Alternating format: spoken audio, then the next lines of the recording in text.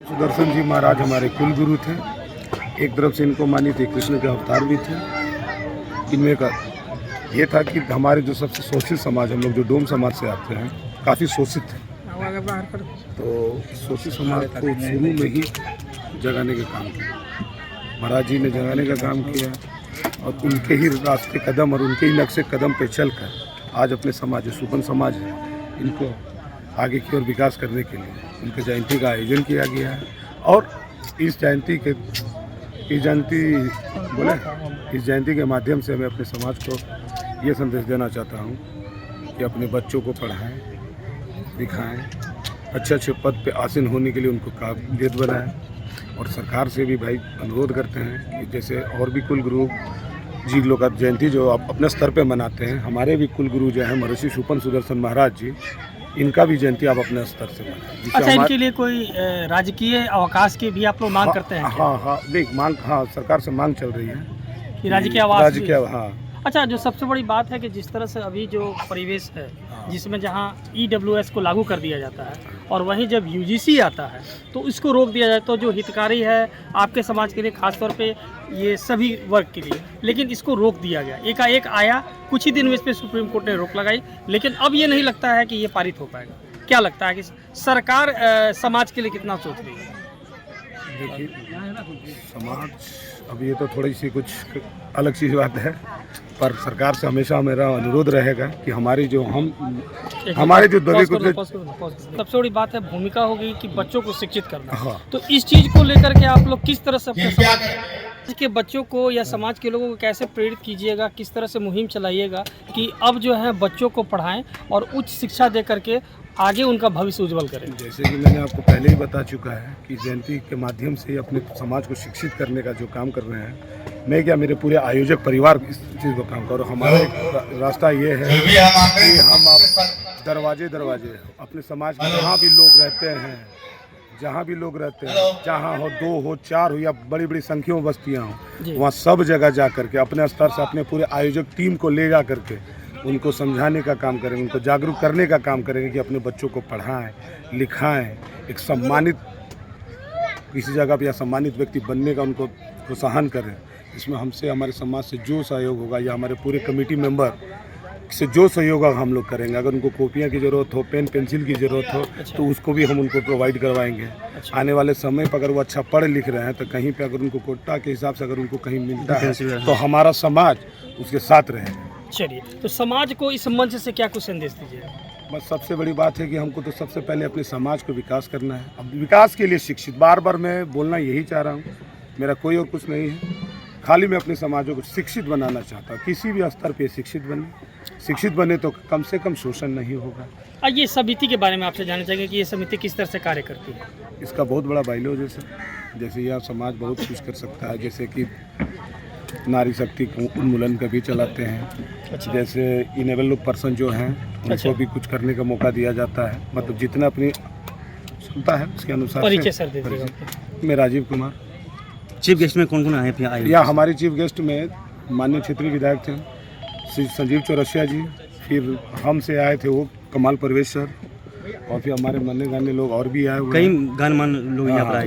चलिए, बीजेपी थोड़ा सा वहाँ फोट हेलो, आगे से दशकों में कांग्रेस सरकार भी देखा, फिर बीजेपी सरकार भी आई, तो क्या लगता है कि अभी जो वर्तमान सरकार है, आपके समाज का उत्थान में उनका कितनी भागीदारी है और क्या लगता है उनसे कितना भरोसा आपको? हम तो विकास के भागीदारी में अभी तक अपने उम्र के आधार पर अभी तक हम नगण्य मानते हैं, लेकिन हम लोग संविधान के आधार पर, उससे सीखने के सुनने के आधार पर जितना विकसित हो सका विकसित किए हैं और आगे करने की कार्रवाई में हम लगे हुए हैं। और हम जब नहीं जागेंगे तो हमको कोई जगाने नहीं आएगा। अच्छा, तो क्या एक महत्वपूर्ण सवाल कि शिक्षा में संविधान को भी लागू करना चाहिए कि बच्चे पढ़े जाने शुरुआत से?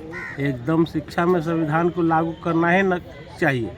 नहीं करिएगा तो आपका शिक्षा आगे नहीं बढ़ेगा, जागरूक नहीं होगा। और हमारा शिक्षा जो है 2 भाग में बटा हुआ है। एक उच्च क्लास के उच्च वर्ग के लिए शिक्षा, जी। एक नीचे वर्ग के लिए शिक्षा। जो नीचे वर्ग के लिए शिक्षा है वो निगम के स्कूलों में होता है, और उच्च वर्ग का शिक्षा बड़े बड़े कॉलेजों में, बहुत बड़े संस्था में, जी। विद्यालयों तो में यानी कि समान शिक्षा की मांग करते हैं समान शिक्षा की मांग करते हैं। क्या? सरकार से। जी हाँ, चलिए सर, परिचय दे दीजिएगा अपना। मेरा नाम हीरा राम, इस संस्था के अध्यक्ष हूँ, अच्छा, और मैं इसको जगाने के लिए चला हूँ, और आपसे सहयोग होगा, मीडिया के लोगों से सहयोग होगा तो मेरा ये कार्यक्रम सफलीभूत होगा। चलिए बिल्कुल चाहेंगे कि आपके कार्यक्रम पूरा के प्रति रुझान रखती है, विकास के प्रति। हम लोग अपने समाज को जागरूक करने का काम कर रहे हैं। तो जब तक हम लोग जागेंगे नहीं तब तक हम लोग सरकार से मांगेंगे कैसे। अच्छा, तो एक तरह का पहल है, हम लोग सुपन महाराज का जयंती मना रहे हैं और एक तरह का पहल कर रहे हैं समाज को जगाने का, बताने का कि हमारे पूर्वज है सनातन धर्म में, मान ले इन्हीं के नाम का जय जयकार से सबको मुख अग्नि दिया जाता है जी। और इनको लोग भूल चुके हैं, तो याद दिलाने का काम है। इसके बाद आगे बढ़ेंगे तो फिर मीडिया के माध्यम से हम लोग कुछ बताएंगे। चलिए, तो ये समिति में आपसे जुड़े हुए हैं, तो इस समिति के माध्यम से समाज को किस तरह से उत्थान करें? शिक्षा की ओर बढ़ाना चाहते हैं और अपना जाति को बताना चाहते हैं कि हम डोम है तो अछूत नहीं है। बिल्कुल। बहुत सारे लोग बोलते हैं कि डोम है मुसहर है, तो सबसे ज़्यादा डोम और मुसहर ही गंदा रहता है। तो किसी तरह का मान लो घृणित भावना से, छूत के भावना से डोम और मुसहर को ही देखा जाता है। यानी समाज को अपनी हाँ। सोच बदलने की जरूरत है। समाज को सोच बदलने की जरूरत है, समाज को शिक्षित होने की जरूरत है और समाज को इकट्ठा रहने की। अपने समाज को मजबूत करने के लिए क्या कुछ अपने समाज को संदेश देंगे? हम अपने समाज को शिक्षा की ओर ले जाना चाहेंगे और बताना चाहेंगे कि खुद शिक्षित बनो और अपने बच्चों को शिक्षित बनाओ। जहाँ पे रहते हो, चाहे वो किसी भी जाति के धर्म के हो, उनको शिक्षित बनाने का काम। परिचय दे दीजिए अपना। मेरा नाम मंजीत कुमार है और हम सुपन समाज उत्थान विकास समिति के संगठन मंत्री। सुपन महाराज की धन्यवाद देना चाहिए। इस जयंती में आए हैं, आप लोग की शुभकामना है। और ये अचानक टूटर्मी हमको प्रोग्राम का मैसेज मिलता है अपने अध्यक्ष के महोदय से, मंटू जी के माध्यम से। एक्चुअली हम अपना परिचय दे देना चाहते हैं। मैं झारखंड प्रदेश अखिल भारतीय सुपन कल्याण प्रदेश का प्रदेश उपाध्यक्ष हूँ, और बिहार एक बड़ा गढ़ है सुपन समाज का। सरकार को हम इतना ही कहना चाहेंगे, रिक्वेस्ट करना चाहेंगे, जो समाज आज जो हमारा बहुत बड़ी संख्या के आधार पे हम लोग डोम समाज बहुत बड़ा एक जनसंख्या है। आज हमको लगता है कि 10 वर्षों 15 वर्षों से समाज को हम लोग उपेक्षित रहे। सरकार के हर योजना से हम मजदूर हैं, हर योजना में हम लोग कोई सुधार नहीं है। अखिल सफाई के कार्यों से हम लोग जुड़े हुए हैं। ये मांग करते हैं सफाई आयोग का गठन बिहार राज्य में किया जाए, जिससे समाज के हमारे जो झाड़ू पोछा करने वाले लोग हैं उसका उत्थान होगा। अच्छा, आज के डेट में जो है कॉन्ट्रैक्ट प्रथा चल रहा है, जी, इसको खत्म करने के लिए एकदम कॉन्ट्रैक्ट बेसिक ही जान ले चुका है। जहाँ 8,000 10,000 में क्या सरकार घर चला पाएगा कोई? सही बात। कंस्ट्रक्शन बेस में यहाँ प्राइवेट इंस्टीट्यूशन को लूटा जा रहा है, सफाई कर्मियों को ना PF मिलता है, ना मेडिकल मिलता है। यानी बिचौलियों हाँ, बिचौलियों के हाथ में सारा कुछ है। हम सरकार से आपके माध्यम से मांग करेंगे कि आयोग का गठन किया जाए, सफाई मजदूरों का उत्थान के लिए काम किया जाए। सर कोई योजना में कोई लाभ हम लोग को नहीं मिल पा रहा है। खत्म किया जाए एकदम। कॉन्ट्रैक्ट बेसिस खत्म हो जाएगा। कॉन्ट्रैक्ट बेसिस खत्म हो जाएगा पूरा बिहार क्षेत्र में, चाहे पूरा ऑल ओवर इंडिया में। अगर कॉन्ट्रैक्ट बेसिस खत्म हो जाता है, पिछड़ापन जिस तरह से हम लोग के माता पिता दादा दादी कॉन्ट्रैक्ट बेसिस पर नहीं थे तो हम लोग शिक्षित बनने का काम किए, उस तरह से अगर इस बार चाहे अभी से चाहे कभी भी अगर सरकार के नज़र में ये चीज़ आता है कि हाँ गरीब लोग को हम लोग मारने का काम कर रहे हैं, शिक्षित ना बनाने का काम कर रहे हैं, उनका थाली छीनने का काम कर रहे हैं, अगर सरकार को ये मैसेज पहुंच जाता है कि हम ये चीज़ कर रहे हैं, अगर कॉन्ट्रैक्ट बेसिस खत्म हो जाता है तो हम लोग फिर से उसी विचारधारा पर चल जाएंगे, फिर से खड़ा होने का काम हम लोग का हो जाएगा, फिर से शिक्षित बनना हम लोग चालू हो जाएगा। मीडिया परिवार से हमारे बहुत से मदद महादलित जातियाँ हैं, पर खासकर जो अपने सुपन समाज जिसे डोम कहते हैं, इसका राजनीति में कोई भागीदारी नहीं है। अच्छा ये तो शायद मेरे से अच्छा आप लोग जानते हैं। इस समाज जो खासकर हम लोग डोम जाति से आते हैं, तो ये जाति का राजनीतिक में कोई भागीदारी नहीं। काफ़ी दिनों से शायद मेरे से ज़्यादा आप लोग जानते हैं, उठाते हैं इतिहास। आप लोग तो रोज एक दूसरा का मतलब बखिया उधेड़ देते हैं।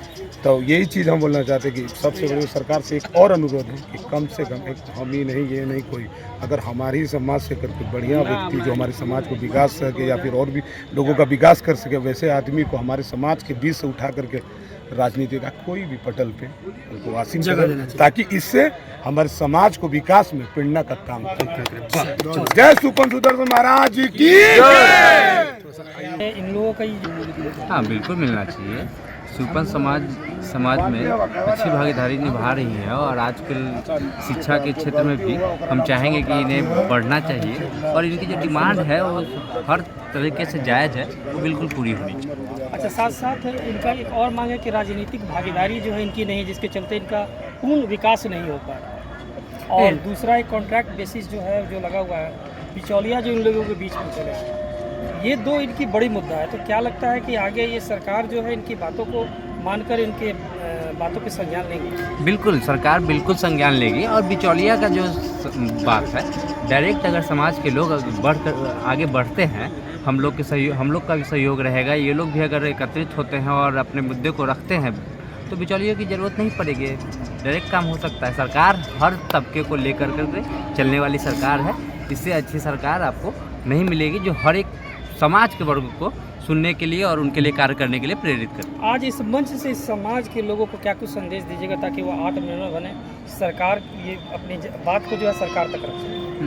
देखिए, सबसे बड़ी बात है कि शिक्षा के क्षेत्र में जब तक अगर सुपन समाज नहीं बढ़े तब तक ये समस्याएं बनी रहेंगी कि बिचौलिए और जो बरगलाने वाले लोग हैं वो हमेशा आगे बढ़ कर करके इनको बरगलाते हैं। इनके हक का जो मिलना चाहिए सम्मान है वो भी वो उन्हें नहीं मिलने देगा। इसलिए हम चाहेंगे कि सुपन समाज एकत्रित होकर के ये निर्णय करे कि हम समाज में शिक्षा, और केवल रोजगार के लिए शिक्षा नहीं, शिक्षा समाज के विकास के लिए शिक्षा। अच्छा, तो एक सबसे बड़ी विडंबना ये भी है कि सरकार जो है जिस तरह सरकारी स्कूलों की जो व्यवस्था है वो आपसे छुपी हुई नहीं, और जो प्राइवेट स्कूल है जिसमें 25% ऐसे बच्चों के लेने की भी मांग है, लेकिन ये दोनों ही चीज़ संभव नहीं है।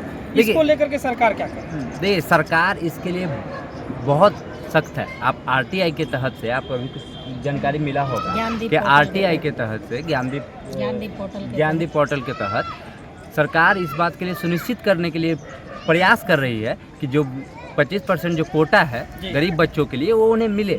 इसीलिए समाज को भी आगे, देखिए सब कुछ सरकार नहीं कर सकता, सरकार आपको अवेलेबल करा सकता है, आपको अपने हक के लिए लड़ना तो खुद पड़े। और सरकार में लोग बैठे लोग, सब लोग गार्जियन लोग, सब लोग इस काम के लिए एकदम एकत्रित हैं। यानी हक की भी अगर आप बात करते हैं तो जब तक हर एक बच्चा शुरुआत से ही देखिए, तो क्या आपको नहीं लगता है कि संविधान को भी सभी स्कूलों में लागू करना चाहिए? संविधान का हर एक स्कूल में संविधान का शिक्षा का जो है क्लास 5 से आप उसके सिलेबस में इंक्लूडेड है ना। कॉन्स्टिट्यूशन जो है सिविक्स के क्लास में, सिविक्स का क्लास 5 से अवेलेबल है, आप वहाँ से पढ़ सकते। लेकिन क्या है कि जब बच्चा पैदा लेता है उस समय से बच्चे की परवरिश चालू हो जाती है। समाज में जब तक शिक्षित गार्जियन नहीं होंगे तब तक बच्चा शिक्षित हो पाए, इसके लिए बहुत टफ बात है। इसीलिए सबसे पहले ज़रूरी ये है कि गार्जियन जो है वो शिक्षित हो। कोई ज़रूरी नहीं है कि शिक्षा केवल किताबी होना चाहिए, शिक्षा सामाजिक भी होता है। अपने हक के लिए लड़ाई करना ये हमारा हक है और इसके लिए ही रेडी होना ही काफ़ी है। अगर सब लोग रेडी हो जाते हैं कि अपने बच्चों के जो हक है वो उन्हें दिला करके रहेंगे तो सरकार प्रतिबद्ध है इसके लिए और लोग भी प्रतिबद्ध हैं इसके लिए, तो वो तो करना ही है। अपना परिचय बताइए। परिचय दीजिए। मेरा सज्जिदानंद सिन्हा नाम, भारतीय जनता पार्टी।